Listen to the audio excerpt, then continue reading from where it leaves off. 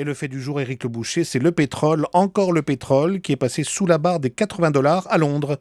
Oui, il a valu même 77 $ ce soir, au plus bas depuis 4 ans.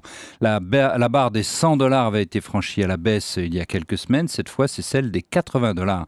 La cause en est connue, tandis que la demande mondiale de brut se ralentit avec l'affaiblissement relatif de l'économie mondiale et notamment chinoise. L'offre est, elle, abondante à cause du pétrole de schiste américain. La production américaine a quasi doublé depuis 5 ans. Et même si les États-Unis n'exportent pas de pétrole, cette forte hausse se répercute sur le marché mondial. Trop de pétrole, il baisse. Et c'est un gros avantage évidemment pour les automobilistes. Énorme avantage de pouvoir d'achat, on en a parlé ici, du gain pour les ménages français de cette baisse de 30%.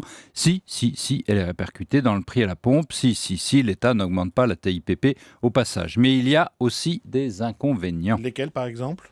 C'est autant de moins de recettes pour les pays producteurs qui sont pour nous des débouchés. L'exemple de pays très touchés, c'est la Russie, dont la croissance va stagner probablement l'an prochain. Mais d'autres pays sont complètement dépendants de l'or noir.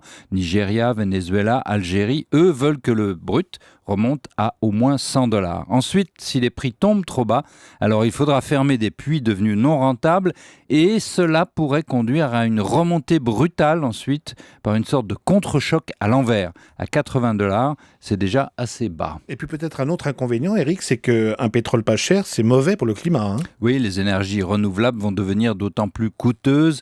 Bref, pour le monde de l'énergie, ce n'est pas très sain. Pour le climat non plus, vous l'avez dit. Ce qui est sûr, c'est que le pétrole de schiste a complètement changé la donne mondiale de l'énergie. On craignait la pénurie il y a 2 ans. Désormais, on est dans le trop-plein. Il y a des avantages immédiats pour les consommateurs, mais aussi des dangers de croire que l'énergie est redevenue définitivement abondante et offerte. Ça, c'est faux. Merci, c'était Éric Le Boucher.